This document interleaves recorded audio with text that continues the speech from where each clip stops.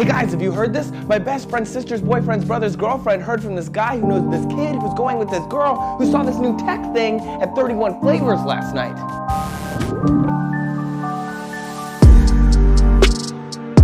የሐሰተኛ መረጃ ስርጭት ያስጨነቀው የአውሮፓ ህብረት ፓርላማ ሁኔታውን በማጤን ከጥቂት ዓመታት ቀደም ብሎ የተለያዩ እርምጃዎችን ወስዷል።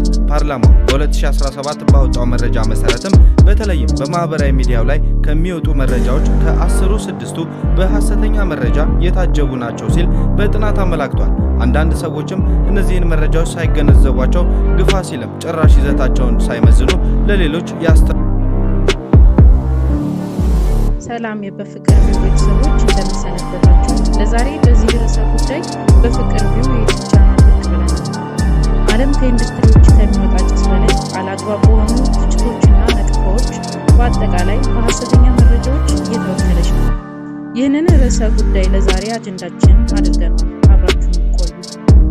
ሰው በሚያገባው፣ በማያገባው፣ በሚመለከተው፣ በማይመለከተው ርዕሰ ጉዳዩን በሚያውቀው በማያውቀው በሁሉም ነገር ላይ ሐሳብ የሚሰጥበት ዘመን ነው ይህ የኛ ዘመን። የሚያገባቸውም የሚመለከታቸውን የሚያውቋቸውን ነገሮች ሐሳቦች በቀናነት ብናያቸውም በማያውቋቸው በማይመለከታቸው በማያገባቸው ጉዳይ እየገቡ የሰውን ስሜት የሚጎዱ የሰውን ቅስም የሚሰብሩ በህይወት መንገድ ላይ የንግግር እንቅፋት የሚያስቀምጡና የሚያሸማቅቁ ብዙዎች ይሆን ለዓለማችን ትልቅ አደጋ ጋርጠናል። ለማንኛውም ብልህ ለሰማው ለተነገረው ሁሉ ምላሽ መስጠት አይጠበቅበትም። መፍትሄው ሁሉንም እንዳመጣጡ በፍቅር በትህትና በትዕግስት ማስተናገድ እንጂ ነገሮችን በቀና አእምሮ በአስተዋይ ህሊና በተረጋጋ መንፈስ በፍቅር ማስተናገድ ትልቅ ብልሃት ነው። ሐሰተኛን በእውነት እያነጹ የሳተን በእምነት እየገሰጹ ወደ ቀናው መንገድ መመለስ የአስተዋይ ሰው መንገድ ነው። ከነፈሰው ጋር አብሮ መንፈስ ከጮኸው ጋር መጮህ ሳይሆን ልብን በፍቅር አፍክቶ ህሊናን በሰዎች ከመፍረድ አጽንቶ የወደቀን ማንሳት የተጣመመን ማቅናት የህይወት መርሃችን ይሆን ዘንድ ተመኘን። ቸርቸሩን የምንሰማበት ቀና ቀናውን የምናይበት እኛም እስከዛሬ በተሳሳት ነው ንስሐ የምንገባበት ወደፊት በቀሪ ዘመናችን በሌሎች የማንፈርድ ለሰዎች መሰናከያ ከሚሆን ሁሉ የምንርቅበት ማመዛዘኑን የምንታደልበት ቀሪ የህይወት ዘመን ይኖረን ዘንድ ፈጣሪ ያግዘን። ተከታዮችን ሁለት መልእክቶች ጋበዝን። በሰላምና በጤና ቆዩን። በፍቅር ያገናኘን። ሰላም። If you wear nice clothes, people think you're showing off. If you wear simple clothes, people think you're poor. If you speak your mind, you're rude. If you stay quiet, then you're a coward. If you're successful, then you're arrogant. And if you're struggling, then you're lazy. You see, no matter what you do in life, people will always have something to say. So ignore people and their opinions. Because so long as your Creator is pleased with you, who cares what people think?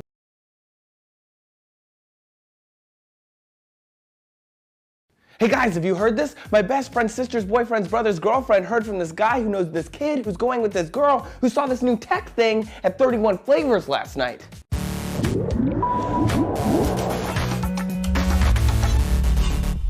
Howdy partners, Trace here with the latest juicy stuff from D-News. Fall is coming and that means gossip. Oh yeah. Rumor and gossip surrounding the shiny new iPhone. What is it gonna be like? What new features is it gonna have? Blah, blah, blah. People love to talk about it, and it's not just technology either. I mean, celebrity gossip has a whole industry. Countless websites and tabloids and magazines worldwide dedicated to the sole purpose of following people who we don't actually know. It turns out it's rather difficult to study gossip because it happens on the DL. When people don't want to be seen in a bad light, almost every major world religion cautions its followers against gossip, and kids are taught that it can be harmful. Though in truth, that is not always the case. Gossip was created as a way to spread information around our social circles. It can build social bonds, and according to a workplace study out of the University of Amsterdam, gossip can keep employees from shirking their responsibilities. Evolutionarily, it would seem that we're actually built to gossip.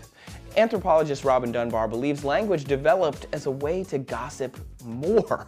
And numerous studies show gossip can serve as a useful function in a social society. We evolved as social creatures, but eventually our groups grew too large for primate social grooming. But it was important for us to maintain a level of closeness, so therefore, gossip. Gossip involves sharing interpersonal information with other members of our social group, knowing everyone's strengths and weaknesses, likes and dislikes. We also have to consider that the Earth is kind of a large place, and humans living in small isolated groups didn't meet a lot of strangers. When they did, social gossip could spread new information about those people across the whole social group. Rumor is different from gossip. By definition, gossip is based on truth, while rumor is a complete hypothesis. Today, rumors commonly happen regarding tech advances or government secrets. The power of an evolutionary need for information on things we care about can become so strong that when there's no concrete information, some will guess or some will just make stuff up altogether. Rumor or gossip, the goal is the same.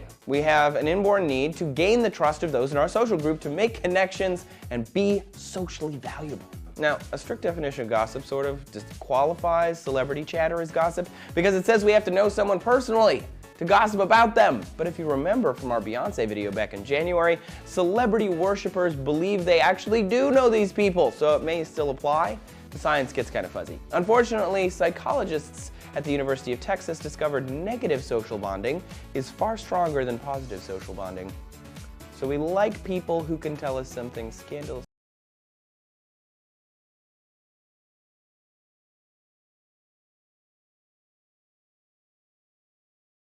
የሐሰተኛ መረጃ ስርጭት ያስጨነቀው የአውሮፓ ህብረት ፓርላማ ሁኔታውን በማጤን ከጥቂት ዓመታት ቀደም ብሎ የተለያዩ እርምጃዎችን ወስዷል። ፓርላማው በ2017 ባወጣው መረጃ መሰረትም በተለይም በማህበራዊ ሚዲያው ላይ ከሚወጡ መረጃዎች ከ10ሩ 6ቱ በሐሰተኛ መረጃ የታጀቡ ናቸው ሲል በጥናት አመላክቷል።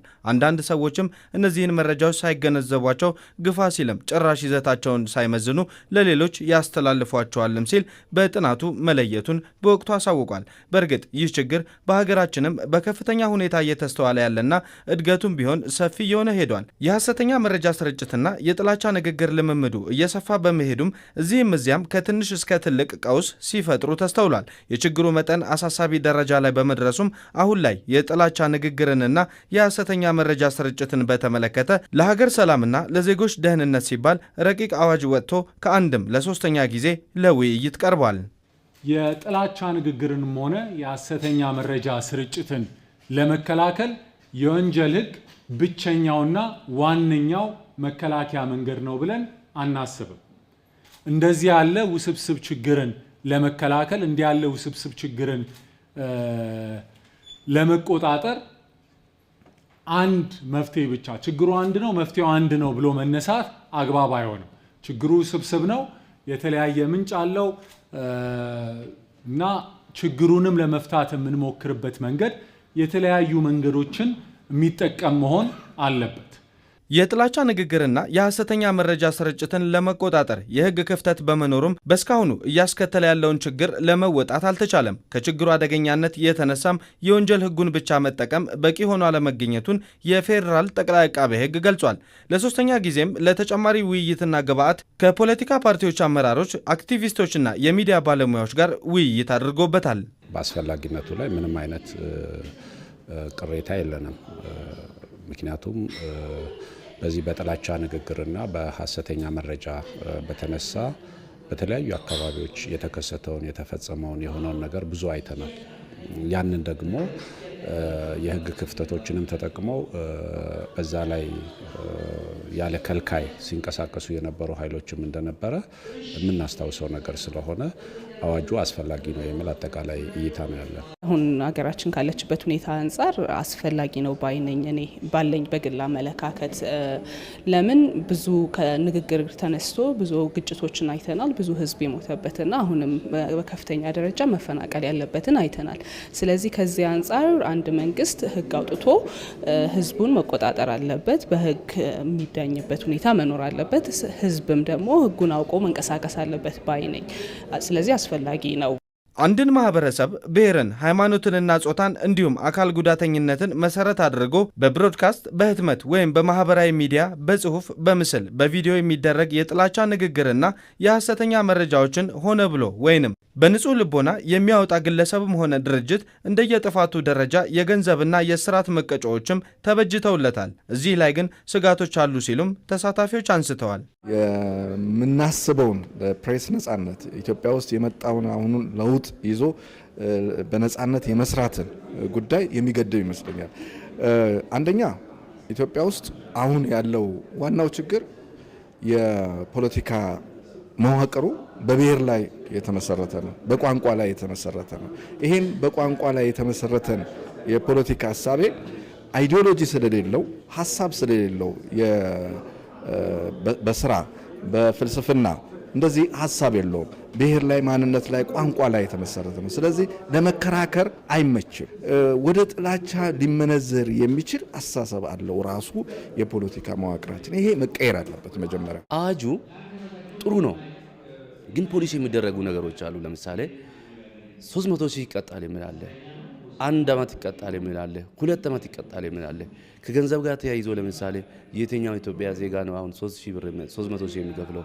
ይህንና መሰል ሀሳቦችን እንዳደመጠ ያሳወቀው ጠቅላይ አቃቤ ሕግም አዋጁ ጠባብና ግልጽ ሆኖ መዘጋጀቱን፣ ልዩ ሁኔታዎች መቀመጣቸውንና የተጋነነ ቅጣት እንዳይኖር መደረጉንም ገልጿል። ከወንጀል ቅጣት ውጭ ያሉ አማራጮች መካተታቸውንም ጭምር። ይህን ችግር እንፈታለን ብለን ከዚህ ችግር የባሰ ሌላ ችግር መፍጠር እንደሌለብን እንገነዘባለን።